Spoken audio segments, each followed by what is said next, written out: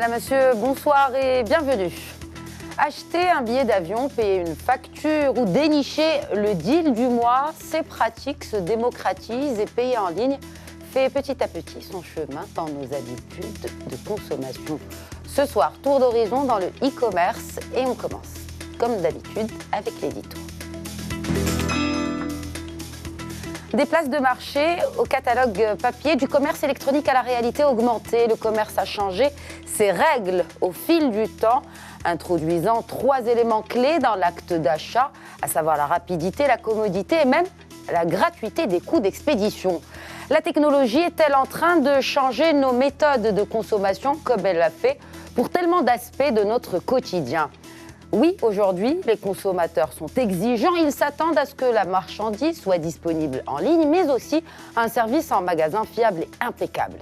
Pour rester compétitives, les entreprises doivent donc, et surtout les distributeurs, doivent agir vite et intelligemment. Le mastodonte de la distribution américaine Walmart l'a bien compris puisque non seulement il commence à proposer des services de livraison de ses propres produits, mais voilà qu'il signe le deal du siècle en rachetant le géant indien du e-commerce Flipkart pour la coquette somme de 16 milliards de dollars.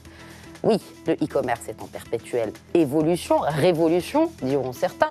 Il faut savoir adapter donc sa stratégie par rapport à l'environnement très concurrentiel.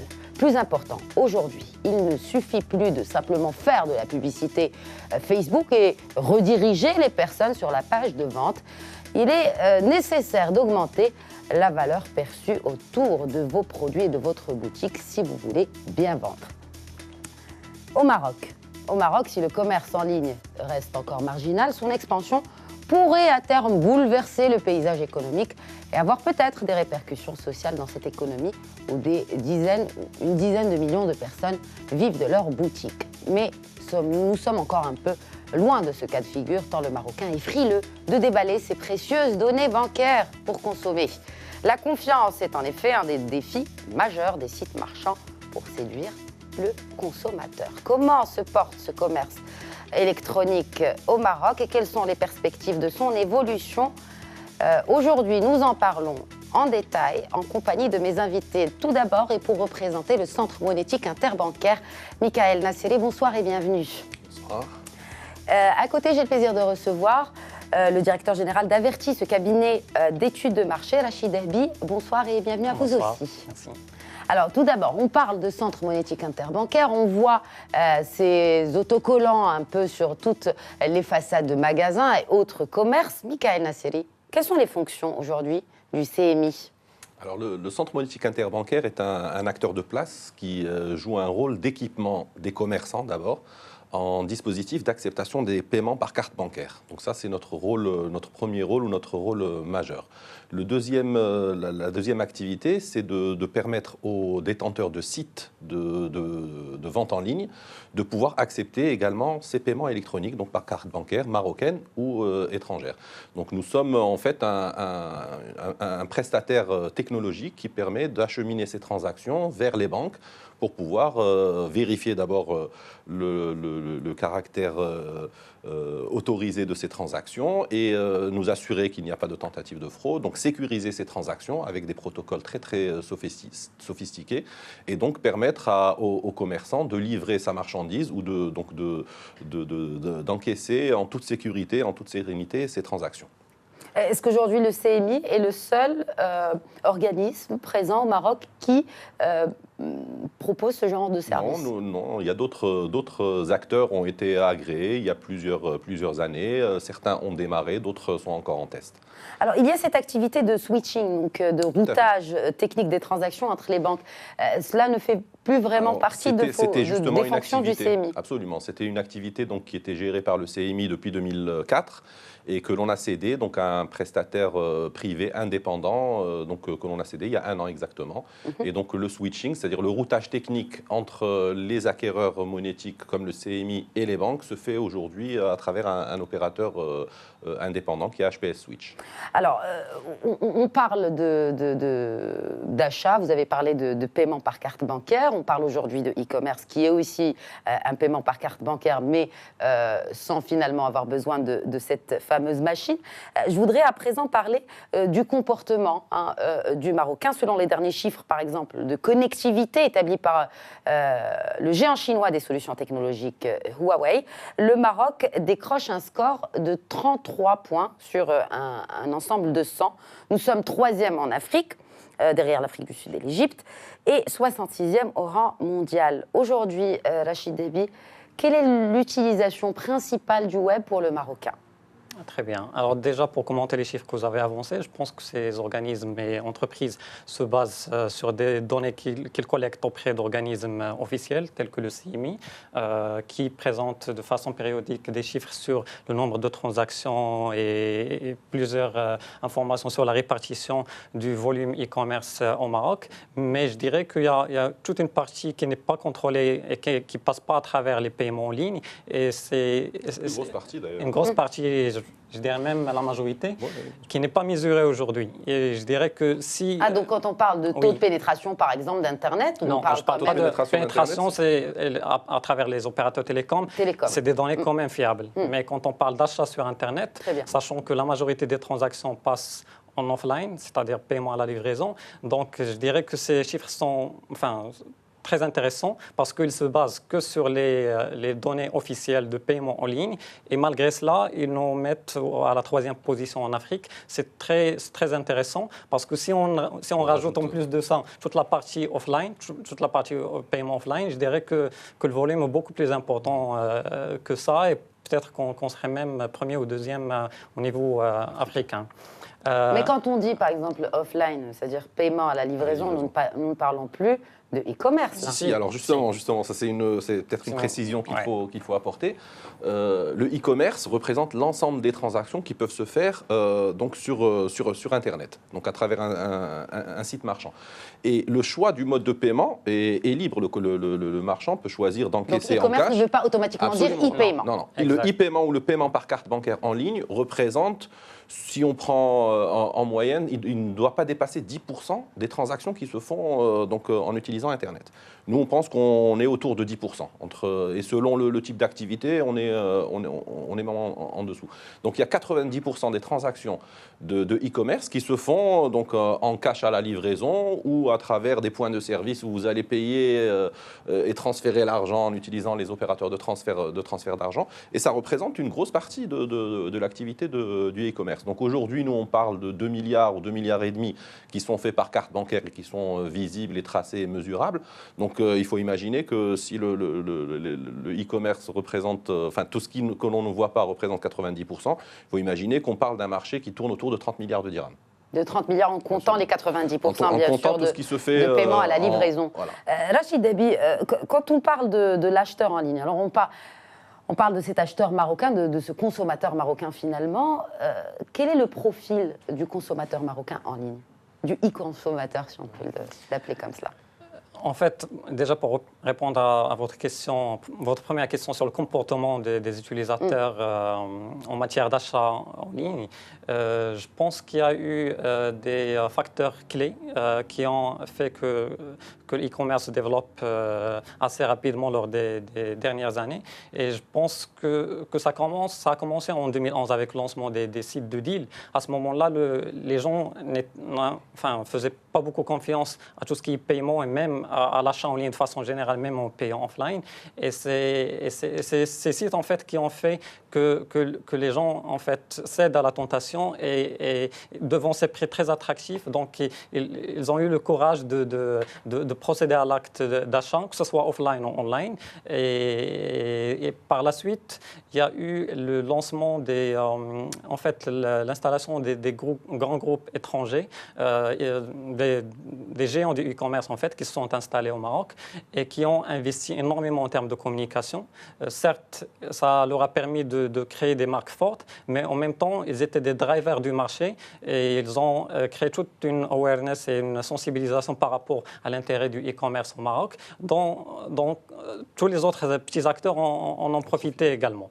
Et donc ça a créé une dynamique qui a fait que le consommateur en 2011 qui n'avait pas encore procédé à ce premier achat, l'a fait peut-être en 2011. Et ensuite, il y a eu plusieurs autres consommateurs qui ont été sensibilisés à la chose. Et donc, à partir du moment où on fait un premier acte d'achat, un deuxième, un troisième, et que tout se passe bien et qu'on se rend compte que finalement... On a confiance, à partir de là, ça devient une habitude. Et on passe à autre chose. Si on avait payé une facture, on peut cette fois acheter un produit ou un service, et ainsi de suite. Et même en matière d'outils ou moyens de paiement, il se peut que la première fois, les gens achètent, par exemple, en offline, mais au bout de la troisième fois, ils peuvent utiliser leur carte. Et voilà, donc c'est une évolution, en fait, des comportements en fonction des utilisations. Donc, au fur et à mesure que les gens franchissent le pas, utilisent une première, deuxième fois, ça devient une habitude. Et donc, il y a différents profils en fonction de leur niveau, en fait, là où ils sont arrivés dans le process de consommation online. Mais est-ce qu'on parle, par exemple, d'une certaine tranche de la société? Est-ce que ça a été, généralement, comme je disais dans mon édito, ça s'est démocratisé dans le monde, mais est-ce qu'aujourd'hui, au Maroc, on peut dire que le e-commerce est démocratisé? On parle principalement de la tranche d'âge 18-35 ans. Mais ce qui est intéressant aujourd'hui, c'est que même sur les plateformes ou les e-commerçants, il y a différentes formes aujourd'hui. D'ailleurs, j'ai eu une discussion avec un e-commerçant dernièrement qui vend en fait que sur Facebook. Et on a de plus en plus en fait. C'est tout un segment en fait. Mais c'est de l'informel ou pas? C'est de l'informel, effectivement. Principalement de l'informel, mais on a aussi des enseignes. C'est du informel finalement. Il y a des enseignes qui postent sur Facebook des offres de vente et qui sont tout à fait dans le secteur formel, mais qui utilisent ce média pour mettre en avant leurs produits et pour peut-être toucher une certaine catégorie de clientèle. Et donc ils attirent, donc ils vont faire une vente sur Facebook et ils vont attirer de la clientèle. Et en fait, je parle d'un autre segment, enfin qui comme vous avez dit, on peut les considérer dans l'informel, mais ils se sont octroyés ces moyens et les utilisent de façon vraiment intéressante. Moi, j'ai vu des cas d'une bijouterie en ligne, par exemple, qui génère 2000, 3000 participants à des lives où ils présentent leurs produits et ils reçoivent plein de commandes à partir de toutes les villes du Maroc. Ils n'ont pas une plateforme, donc ce n'est pas comme M. Nasseri a mentionné, donc ils ne dirigent pas le trafic vers un site. Ils n'ont même pas les moyens de créer un site ou ils ne s'y connaissent même pas. Mais toute la démarche se fait au sein de Facebook et on n'a pas fait d'études récemment sur l'e-commerce, des études publiques, mais on en a fait pour certains clients. Donc je ne peux pas donner les détails en fait, mais la tendance c'est que ce moyen-là est en train de prendre de la place. Ça ne devrait pas plaire au fisc, ce que vous êtes en train de dire. Pas forcément, mais ça peut être... Vous avez parlé tout à l'heure de l'émergence, ou en tout cas de géants du e-commerce, notamment français, qui se sont installés au Maroc, et vous aviez dit qu'ils avaient drivé les petits e-commerçants. Aujourd'hui, combien de plateformes en ligne y a-t-il au Maroc, Michael Nasseri? Des sites de e-commerce qui utilisent, des sites marchands qui utilisent donc le paiement par carte bancaire. On en a à peu près 850 qui sont actifs. On en a beaucoup qui ne sont pas actifs, c'est-à-dire qui ont démarré, qui ont arrêté ou qui n'ont pas encore démarré. Donc, ils ont la licence, est-ce qu'on a besoin d'une licence? Non, en fait, il y a une homologation. Non, il y a juste à installer un kit de sécurité qui sécurise les transactions. Donc, c'est des procédures qui sont très, très simples aujourd'hui à gérer. Donc, une fois que vous avez monté votre site, vous intégrez cette partie de paiement sécurisé sur votre site et vous êtes connecté directement à l'écosystème de paiement, c'est-à-dire vous avez accès à l'ensemble des porteurs de cartes bancaires, aussi bien au Maroc qu'à l'étranger. Il y a quelques tests techniques qui sont déroulés, mais ça ne nécessite pas ni d'autorisation particulière, ni de licence, ni n'importe quel opérateur aujourd'hui qui veut mettre en avant donc ses produits sur un site et pouvoir accepter ces cartes bancaires peut le faire à moindre coût. Donc les investissements ne sont pas ne sont pas énormes pour pouvoir accéder à ces technologies de paiement et à cette sécurité de paiement. C'était très important ce qu'a dit David tout à l'heure. Le consommateur, donc, il va peut-être faire une première transaction où il va demander à régler en cash. Lorsque ça se passe bien, il va tenter donc de payer par carte. Et en général, ça se déroule très bien. Et ce sont chaque fois de nouveaux clients qui sont acquis pour le paiement en ligne, qui est parfaitement sécurisé aujourd'hui au Maroc. Alors, avant qu'on revienne, s'il vous plaît, sur cette question de confiance, parce que c'est vraiment l'épine dorsale, finalement, de ce secteur et qui, peut-être, peut freiner l'évolution du e-commerce chez nous. Mais tout d'abord, combien coûte une transaction en ligne, Michael Nasseri? Combien coûte au client, tout d'abord? Alors, au client qui achète, qui est devant son écran et qui achète en ligne, ça ne lui coûte rien. Donc, il peut faire sa transaction avec sa carte bancaire, ça ne lui coûtera rien du tout. Payer une facture ne lui coûtera rien. Alors pour les factures, c'est peut-être spécifique. Parce que c'est ce qui reste quand même, c'est ce qui reste majoritaire dans notre consommation finalement. Tout à fait. Alors c'est ce qui est majoritaire en termes de nombre d'opérations, pas forcément en volume ou en chiffre d'affaires. Le coût, alors il y a certains opérateurs ou certaines régies qui facturent ce service-là au client final. Nous ne militons pas pour ces pratiques. D'ailleurs, on a résisté à certains acteurs qui ont voulu faire supporter justement ce coût aux consommateurs, et notamment lorsqu'il s'agit de services gouvernementaux, lorsqu'il s'agit de services de paiement de factures. Nous estimons que c'est à l'opérateur donc de la régie ou l'opérateur de distribution d'eau, d'électricité ou de services en général, ou de l'État, de supporter ces frais, parce qu'on rend un service. On facilite l'accès donc au public pour pouvoir régler ses factures. On limite le coût des infrastructures, donc des agences où on doit accueillir les clients, les agents qui doivent être au niveau des guichets sont déchargés. Mais vous leur facturez combien justement à ces prestataires? Nous, on facture en fait à la régie. Enfin, pour ce qui est des régies, ça va entre 0,7% jusqu'à 1,5%. Donc pour les prestations de paiement en ligne, disons les plus gros, disons les frais les plus importants tournent autour de 2,5%, les plus importants. C'est pour quelle catégorie? Des typologies de produits dans le luxe ou avec certaines cartes étrangères qui sont beaucoup plus chères que les cartes domestiques. Et là, c'est bien sûr le commerçant. Non, c'est le commerçant. Pour nous, CMI, c'est le commerçant qui doit supporter et qui supporte cette commission. Nous ne sommes pas très favorables à ce que le client final puisse payer des frais supplémentaires lorsqu'il s'acquitte de sa facture ou lorsqu'il s'acquitte d'un... Et peut-être que ça fait partie aussi des frais de livraison. Hein. Après, on ne sait pas comment des frais de comment livraison qui sont souvent en sus du montant de la facture. Exactement.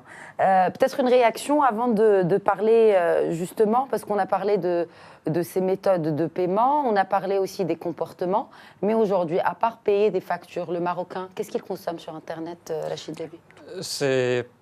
C'est principalement donc ça rejoint un peu le classement que sur le CMI, c'est le voyage, tout ce qui est service en fait, le voyage, les hôtels, les billets d'avion, tout ce qui est pratique. En fait, là, on n'a pas besoin de vérifier le produit ou on n'a pas besoin d'attendre que le produit arrive, etc. Il y a une certaine garantie. Vous avez une garantie de consommer, de bénéficier du service ou du produit instantanément. Et ça, c'est une des typologies justement des consommateurs que l'on retrouve. Mais juste un point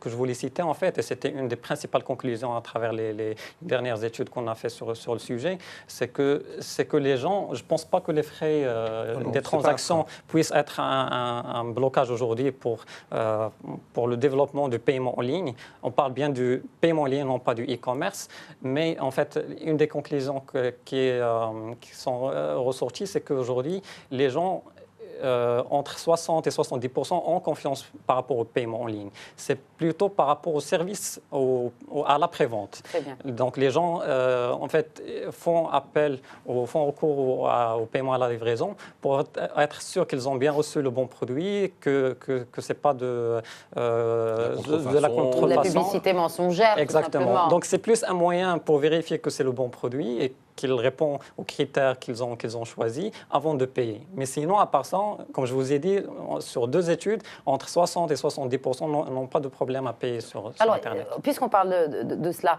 il y a eu ce label Itiqa Oui. qui a été lancé il y a quelques années, il y a 2 ans, il me semble, ou Même un plus. peu plus.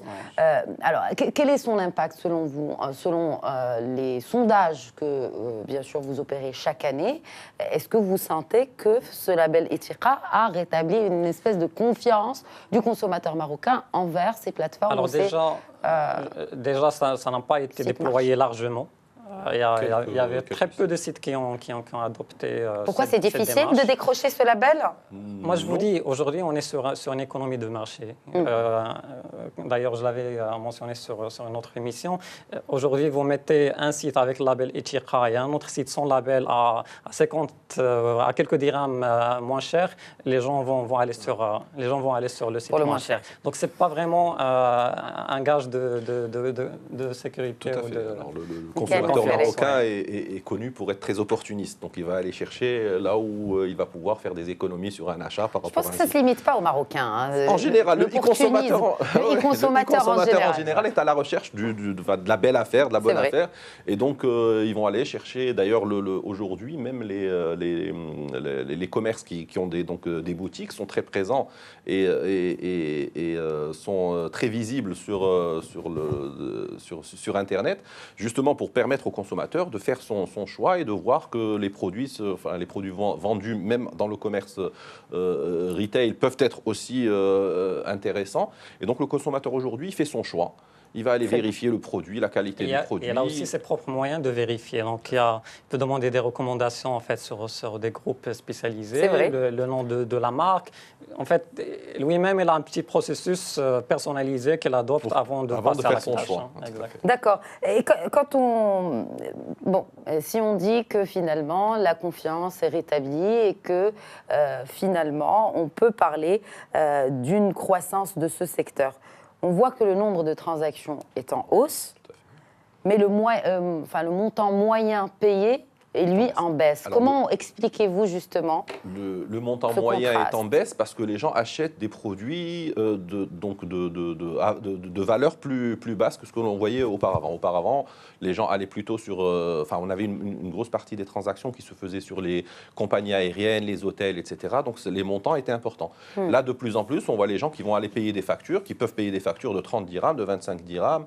Donc, on a énormément les recharges téléphoniques, justement, de 10, 20 ou 50 dirhams, tirent le panier moyen, le montant moyen de l'achat en ligne vers le bas. Donc c'est une très bonne chose. C'est plutôt une bonne, pour nous, c'est une un bonne indicateur. chose. Absolument, c'est un indicateur très très important pour nous de voir justement ce panier moyen diminuer. Ça prouve que les gens vont acheter des produits de petite Ça se valeur. démocratise, Ça se démocratise, finalement. absolument. Exact. Ce n'est plus élitiste, on n'est pas que sur des gros paniers ou des gros tickets de transactions, on va vers des petites transactions. Exactement. C'est d'où le passage de 538 dirhams en moyenne en 2014 à 376 en 2017. Alors, est-ce qu'aujourd'hui, le fait de pouvoir payer des petits montants et que ça ne nous coûte rien, donc ça encourage, quels sont les autres facteurs qui encouragent justement le consommateur marocain à aller en ligne, à part le prix? Alors avant, parce que comme je vous ai dit, en fait, ce qui est intéressant, c'est de voir l'évolution des comportements et attitudes par rapport à l'achat en ligne. Très bien. Avant, c'était effectivement le prix, parce que les gens avaient peur de passer à l'acte d'achat en ligne. Donc le prix, c'était vraiment le moyen, à travers les sites de deal, qui leur a permis de céder à la tentation et acheter sur Internet. Après, une fois qu'ils ont découvert que c'est très pratique en fait, après les critères ont changé. D'ailleurs, sur notre dernière étude en 2000, il y a 1 an et demi, la première motivation par rapport à l'achat en ligne, c'était la praticité de l'achat. Donc les gens, ils trouvent ça plus intéressant que d'aller sur... ils n'ont pas le temps et ils trouvent ça plus intéressant de commander en quelques secondes et recevoir le produit jusqu'à chez eux. Surtout qu'avec le développement qu'a connu le nombre de sites qu'on a aujourd'hui, il y a vraiment, disons qu'il y a beaucoup de produits qui sont aujourd'hui offerts sur Internet et ça peut même être acheter son panier son panier de légumes voilà, bio, de légumes et de faire fruits sa commande chez l'épicier et recevoir chez soi. Mais justement, vous parlez de panier de légumes et je fais C'est un cette exemple. comparaison. Ouais. Non, mais je fais cette comparaison de genre. Est-ce que les femmes achètent plus que les hommes ou c'est vice-versa en parlant de comportement? Alors, ce qu'il faut savoir, que déjà sur l'utilisation d'Internet, d'ailleurs, je pense que c'est un peu spécifique au Maroc, en termes d'utilisation, il y a plus d'hommes que de femmes. On est à peu près à 70%, 30% sur Internet, en termes d'utilisation. Il se peut qu'il y ait des explications. Nous sommes à 30 pour, pardon 30 féminins et 70 masculins. 70 masculins. Ça, oui, du double. Hein, on parle de l'utilisation Internet de façon générale. Oui. Après, ce que ça se répercute sur l'achat en ligne ou pas, ça va différer d'un site à un autre en fonction du produit qu'ils vendent. Alors sur le paiement par carte bancaire, où on a également fait quelques études, on est plutôt à 60% féminin et 40% masculin. Ah. Voilà, parce que bon, il y a disons les achats qui se font au niveau du prêt-à-porter, au niveau même des courses dans la grande distribution, etc. Souvent, malheureusement, ce sont les femmes. Il y a beaucoup de foyers où c'est la femme qui gère les achats. Donc on a une prépondérance de dames qui payent par carte. Et ça vient aussi du fait que les dames sont peut-être ont peur d'avoir du cash dans leur portefeuille. Et puis, ça devient aussi une habitude de ne plus avoir de cash. C'est plus sécurisant d'avoir une carte. On se balade pas avec du cash. Nous, on a eu une très belle expérience à Casablanca où on a équipé un marché donc on a équipé le boucher, poissonnier, marchand de légumes, etc. Et on a vu justement cet engouement des dames à sortir plus facilement leurs cartes plutôt que d'ouvrir leur porte-monnaie avec des billets dedans, pour des raisons principalement de sécurité. De sécurité, et certainement, c'est ces raisons même qui peut-être font freiner l'achat en ligne pour certains. Et moi, ce que je vous propose, messieurs, c'est d'avoir une petite pause et de revenir à la discussion juste après. Merci à vous de rester avec nous, à tout de suite. Bonsoir à tous et bienvenue à ceux qui nous rejoignent. Vous regardez Éco-Débat que nous consacrons aujourd'hui au e-commerce ou au paiement en ligne et où le temps de cette émission, au Maroc, plus de 700 transactions ont été opérées en ligne. Alors, un secteur qui a pesé à fin mars près de 793 millions de dirhams. Tout de suite, nous allons attaquer donc cette deuxième partie d'émission et nous allons parler de ces transactions et aussi de ce délai de tractation. Alors, quand on achète en ligne, il y a cet aspect de confiance qu'on a évoqué en première partie d'émission. Beaucoup de consommateurs préfèrent acheter, payer à la livraison que payer en ligne et être livré, peut-être ne pas être satisfait. Et sommes-nous remboursés dans ce cas ou pas ?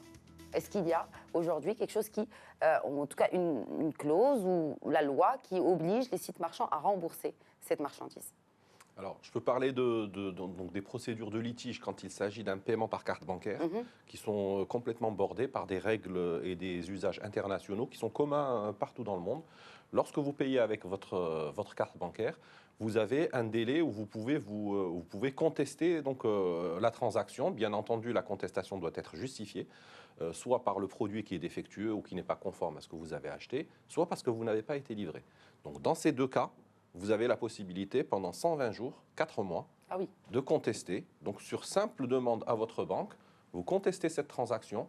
Alors, la réglementation de Visa et de Mastercard, et qui est appliquée un peu partout dans le monde et ici au Maroc, impose de rembourser, que la banque rembourse instantanément le porteur de la carte.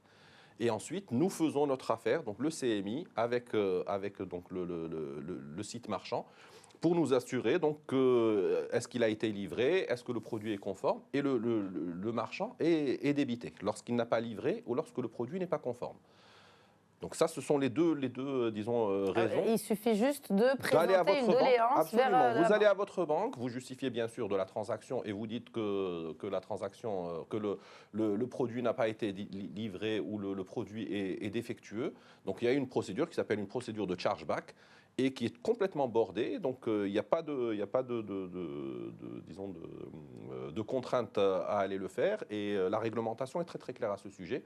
Mais pour ces deux raisons, donc comme je l'ai dit, un produit défectueux où vous n'avez pas été livré.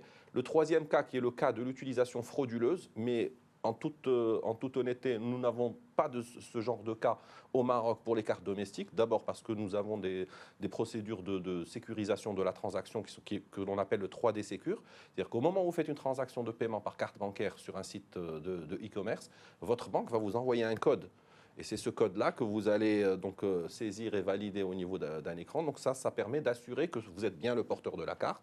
Et donc vous avez reçu sur votre téléphone ou par email un code unique que vous allez utiliser. Par rapport à d'autres pays, justement, par rapport à ces modules de sécurité, est-ce qu'on est très avancé au Maroc? Alors au Maroc, on a l'habitude de dire qu'on a mis la ceinture et les bretelles. C'est-à-dire que vraiment, on est sur ce sujet-là. Nous avons pris toutes les précautions qui sont aujourd'hui disponibles partout dans le monde. Donc le 3D Secure est un des éléments de sécurisation de ces transactions. Dans d'autres pays, vous devez atteindre un certain montant, je crois, au-delà de 50, 20 ou 30 euros en Europe. Et ce n'est qu'à ce moment-là que vous devez valider avec un code. Ici au Maroc, à partir du premier dirham, vous allez recevoir votre code de chez votre banque et vous allez valider la transaction avec ce code-là. Donc vraiment, ce processus est extrêmement sécurisé. Nous n'avons pas de cas de fraude sur les cartes domestiques. Mais comme je vous ai dit, sur des cartes étrangères qui peuvent acheter sur des sites au Maroc, si la banque de l'autre côté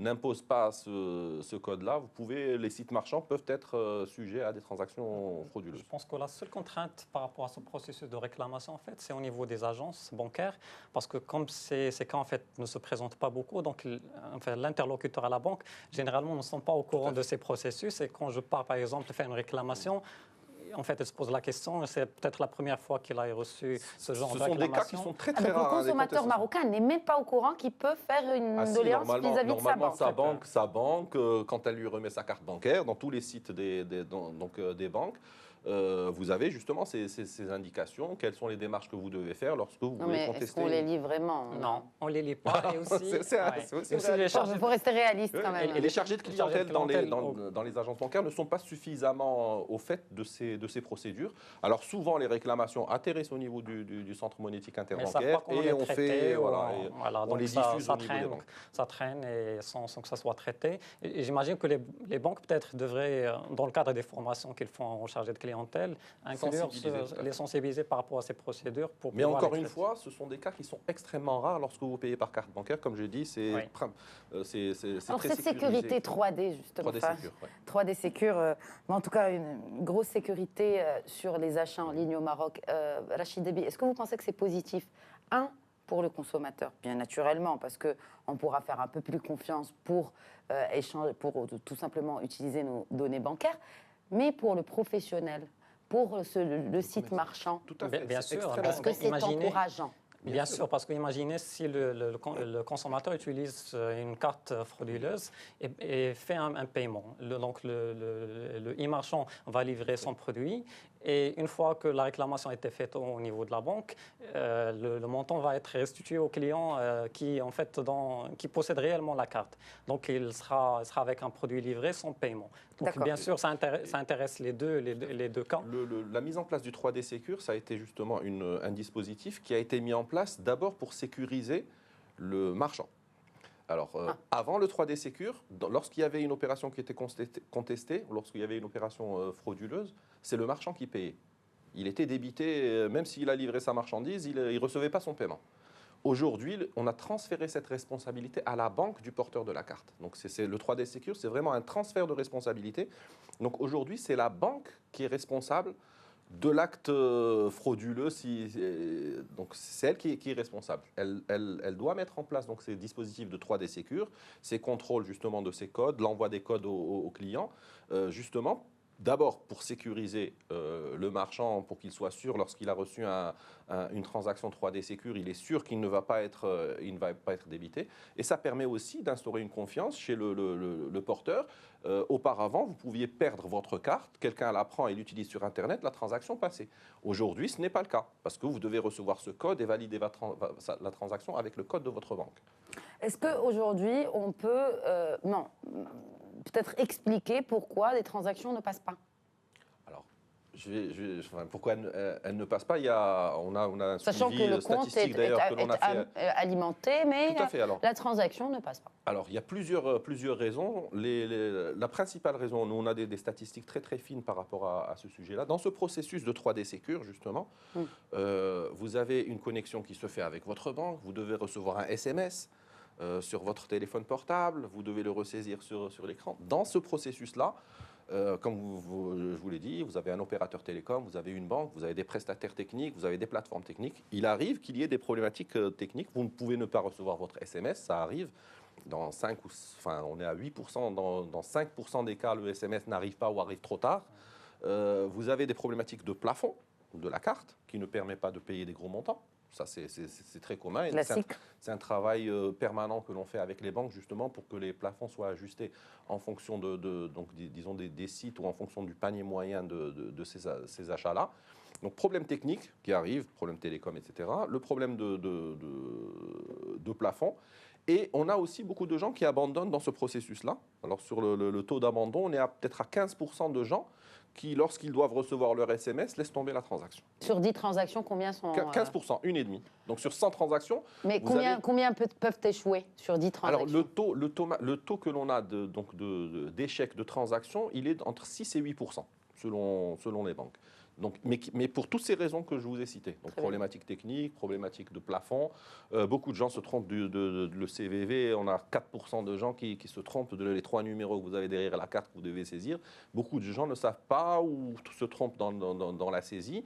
On a des erreurs de date de validité invalide, enfin date de validité qui a été saisie n'est pas celle de la carte. Donc on a quand même pas mal de cas où le consommateur final est peut-être responsable parce qu'il a mal saisi un certain nombre d'opérations. Mais le plus gros vient des problématiques de connexion ou de réception de SMS. Un des maillons, en tout cas, de cette opération peut Je pense que malgré ces petites contraintes, je pense que le message clé que les téléspectateurs aujourd'hui ont besoin de saisir, c'est qu'en payant online, on a plus de sécurité en fait vis-à-vis du e-commerçant. Est-ce que c'est un business aujourd'hui lucratif? Pour certains. Pour d'autres, d'ailleurs, M. Nassera a cité 800 sites à peu près, mais il y a beaucoup de sites qui apparaissent et disparaissent. On a une mortalité assez importante sur des sites justement qui sont portés par de jeunes entrepreneurs qui n'ont peut-être pas les reins suffisamment solides pour pouvoir accompagner. Pourquoi j'ai cité les grands géants qui sont installés ici, pourquoi ils drivent un peu le marché? Parce qu'ils ont des fonds d'investissement très importants et c'est des sites qui ne cherchent pas la rentabilité au bout de quelques mois ou même 1 an ou 2 ans. Donc ils ont vraiment le souffle pour bien s'installer et peut-être commencer à gagner au bout de la 4e ou la 5e année. D'ailleurs, c'était le cas même de Amazon. Et je pense qu'il va falloir en fait une démarche qui va expliquer surtout aux jeunes, parce qu'on parle de business online, donc il y a beaucoup de gens qui considèrent que vu que c'est online, ça ne nécessite pas de grands investissements. C'est complètement faux. Pourquoi? Alors en créant supposons que le porteur de projet a déjà les moyens techniques de mettre en place son site, enfin la plateforme technique pour vendre ses produits ou services, le premier challenge est de ramener du trafic sur le site pour pouvoir les convertir en achats. Et ça nécessite de grands investissements en termes de com que beaucoup négligent en fait et se retrouvent au bout de quelques mois, au bout de la faillite, sans pouvoir continuer en fait dans l'aventure. Et pourtant, ça reste quand même une petite... Ce que je disais dans mon édito avec, certes, Walmart qui rachète un géant du e-commerce indien, Amazon qui rachète aussi un autre pakistanais. En tout cas, on commence à s'intéresser à ces marchés émergents où justement émergent des startups. Quand on parle de startups, par exemple, quand on parle d'application de e-payment, est-ce que c'est la même chose qu'un site marchand? Est-ce qu'on en dispose au Maroc? Oui, tout à fait. C'est un site marchand avec une application, avec un dispositif qui permet justement d'accepter différents modes de paiement, de la carte bancaire, du mobile payment. C'est en cours d'être d'être lancé ici aussi au Maroc. Oui, c'est en fait le même contenu, les mêmes offres. Est-ce qu'elles ont la cote justement ces applications marocaines? Oui, il y a des applications aujourd'hui, on pourra les citer. Moi, en tout cas, j'ai un coup de cœur pour une application qui permet d'acheter, de choisir d'abord différentes lignes de cars entre différentes villes, de choisir son prix, de choisir sa place et de payer en ligne. Je vais le citer, c'est merkoub.ma. Et il y en a d'autres. Bon, il y a aussi la CTM qui a sa propre application. On a entendu parler dernièrement dernièrement de Mizet qui lance son application Mizet Pay. C'est une plateforme justement de e-commerce, mais qui va faciliter l'acte d'achat ou en tout cas l'expérience client et le parcours client en apportant un peu plus. Donc sur l'application elle-même va apporter. En fait, le consommateur opte pour les applications à partir du moment où il commence à faire des achats fréquents sur le site. Parce que c'est plus simple, la navigation est plus rapide. Et donc toutes ces informations sont stockées et permettent de réaliser son acte d'achat. L'expérience client est beaucoup plus simple, beaucoup plus rapide. J'aimerais à présent, messieurs, de parler de e-commerce bien naturellement avec vous, mais élargissons un peu notre perspective vers d'abord notre continent. Alors l'Afrique, on le sait, il y a bien sûr une connectivité, en tout cas émergente aussi, une évolution constante de la pénétration du mobile et d'Internet dans les foyers africains. Le e-commerce, bien naturellement, en profite aussi, mais il y a cette question de mobile payment, de mobile payment naturellement, qui impacte positivement, en tout cas, cette tranche et ce secteur. Juste pour avoir une idée, donc 42%, donc le Maroc, la Côte d'Ivoire, le Cameroun, le Nigeria et le Kenya. Pour la classe moyenne, 42% moyenne par pays équipés d'Internet et de fixe haut débit. 12% des consommateurs ouest-africains réalisent des achats via téléphone portable. 12% des consommateurs. C'est quand même un chiffre conséquent, Michael Nasseri. Tout à fait. Tout à fait. Alors, ces chiffres sont très disparates en fonction des pays. Ce qu'il faut savoir, c'est que dans les pays en Afrique subsaharienne, au Kenya en particulier, le mobile payment a connu un essor important. D'abord parce que le taux de bancarisation était faible. Donc ça a été un des premiers drivers justement de l'émergence ou en tout cas de la pénétration du paiement mobile dans ces pays-là. Le nombre de cartes bancaires n'était pas suffisamment développé et il n'y avait pas justement d'opportunités ou de lieux où pouvoir payer. Et donc ce qui s'est développé, alors ce qu'on appelle le mobile payment, peut-être avec un raccourci, c'est beaucoup de paiements de factures pour payer l'eau, l'électricité ou pour payer sa recharge téléphonique. Donc c'est principalement ces opérations-là et c'est le transfert de particulier à particulier ou le transfert, envoyer de l'argent à un commerçant qui est plus loin, etc. Donc ce sont ces opérations-là qui ont favorisé l'émergence du paiement mobile dans ces pays. Et c'était d'ailleurs, ces plateformes étaient drivées par les opérateurs télécoms, pas par les banques. Donc ce sont les opérateurs télécoms qui, en Afrique, ont introduit le paiement mobile parce qu'il y avait donc suffisamment de gens qui étaient équipés de téléphones mobiles.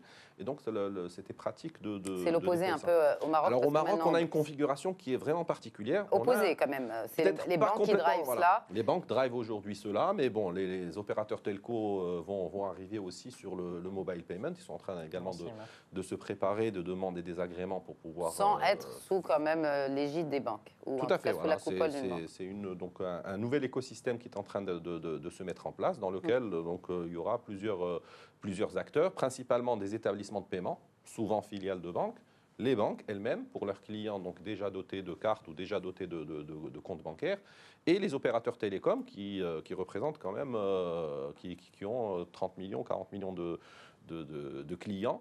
Après, bon, il faut voir ces clients-là, est-ce que ce sont des nombres de cartes SIM qui sont vendus ou des clients réels qui sont consommateurs de services mobiles. Est-ce que vous pensez qu'au Maroc, le lancement du mobile payment pourrait encourager le Marocain à acheter plus en ligne ? Clairement. Je pense, oui, c'est un autre canal. Et je pense donc il aura plus confiance que avec une carte bancaire ou des coordonnées bancaires. Vous le pensez? Je ne suis pas sûr, mais... Je ne suis pas sûr qu'il aura plus confiance. Mais voilà, c'est un nouveau canal qui va d'abord qui est beaucoup plus large que les porteurs de cartes bancaires, parce qu'aujourd'hui, nous avons 14 millions de cartes bancaires qui sont en circulation au Maroc. Il y en a 3 millions qui font des opérations de paiement. En face, nous avons 40... Le quart, quoi. Ouais, le quart des opérations des cartes qui sont actives des cartes plutôt... en face, vous avez 40 millions d'abonnés ou en tout cas de personnes qui détiennent une carte SIM et qui pourront avoir accès à ces services. Donc ça fait quand même une masse plus importante. Maintenant, bon, il faut que l'écosystème se construise. Ça ne se fait pas en un claquement de doigts. C'est un processus qui va être très très long, au même titre que la monétique a mis des années à s'installer.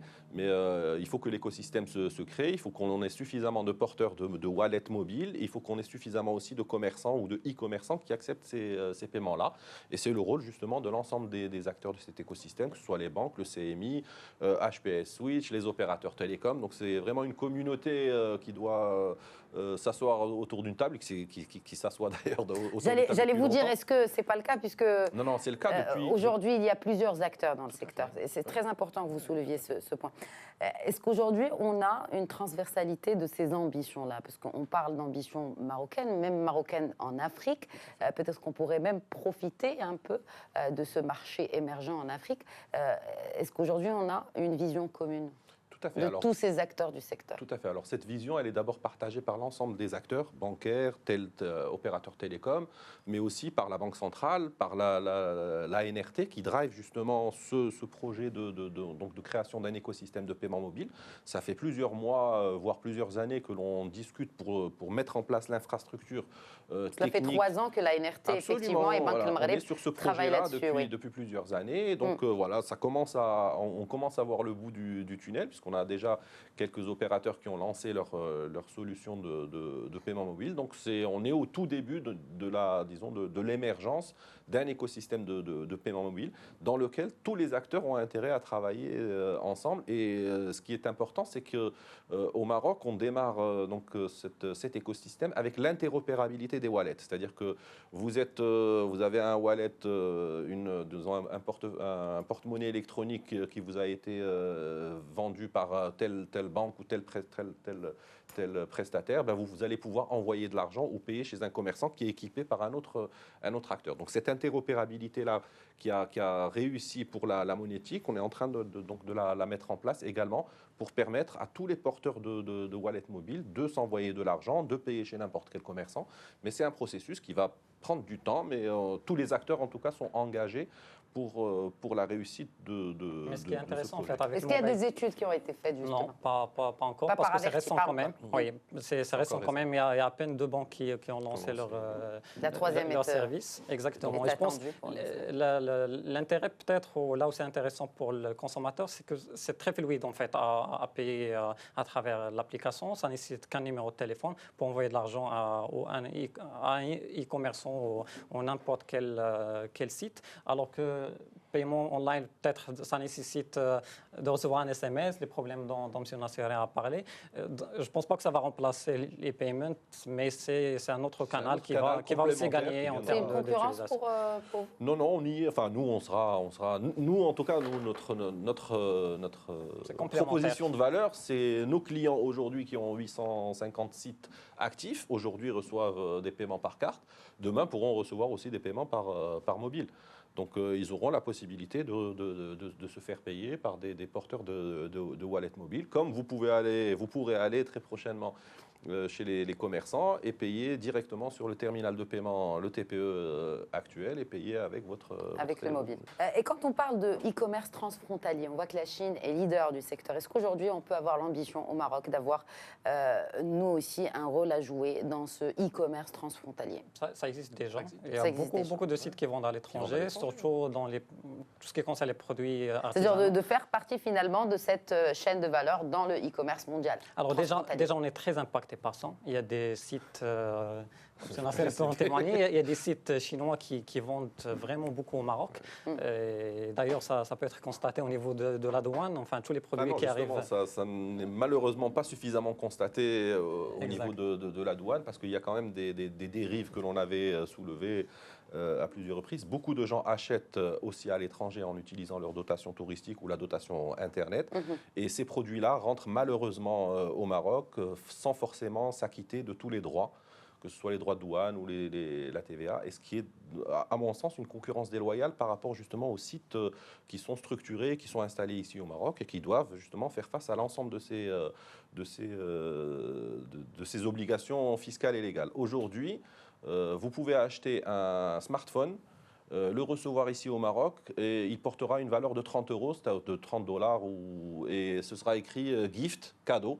Et ça passera comme... Non, je pense, enfin, je suis moi-même passé par des expériences un peu similaires et je pense que la douane est quand même assez attentive à cela. Non, parce que elle est attentive, pratiques, mais il y a beaucoup en fait, de choses qui passent. C'est des Il y a de pratiques la en fait, fraude qui quand sont même. développées, mais je pense que la douane aussi, elle est à jour et elle les contrôle quand même. Mais ce que je disais, c'est qu'aujourd'hui, il y a beaucoup de produits importés et pas assez de produits exportés. La balance entre les deux est vraiment très faible. Et je pense qu'il y a des efforts à faire dans ce sens, surtout que le potentiel est là. Les produits artisanaux jouissent d'une notoriété assez importante au niveau, à l'échelle internationale. Donc il va falloir peut-être aider, accompagner ces jeunes qui opèrent dans ces produits à vendre plus et à promouvoir. Les produits de l'artisanat, les produits des terroirs, l'huile d'argan, donc tous ces produits. Ce que nous exportons de manière classique, nous pouvons absolument. aussi profiter de cet indice de connectivité où nous nous classons quand même bien. Et on a des avantages compétitifs. On a des avantages vraiment compétitifs, très intéressants. effectivement. Ergan, il n'y a aucun pays qui peut vendre Ergan. Donc forcément, si les gens si les sites sont assez présents sur les moteurs de recherche, si ils ont assez de visibilité, il y a moyen de driver beaucoup de trafic. Et il y a moyen aussi de faire peut-être travailler plusieurs départements ensemble pour qu'on puisse porter... etc. Mais ils sont très, très actifs et très, très conscients justement de ce potentiel. Et il y a de très, très belles initiatives qui sont portées justement par des départements ministériels qui sont en charge de ces sujets. Comment le e-commerce peut finalement se positionner comme le véritable levier de croissance pour plusieurs secteurs, pas seulement pour la consommation qui reste quand même un moteur de notre économie. Mickaël Nasseri, Rachid Habi, merci beaucoup pour l'ensemble de vos éclairages. Merci à nos chers téléspectateurs pour leur fidélité. Je vous donne rendez-vous la semaine prochaine pour un nouvel épisode de votre rendez-vous avec l'économie et la finance sur Médien TV Afrique. Excellente suite des programmes sur notre antenne.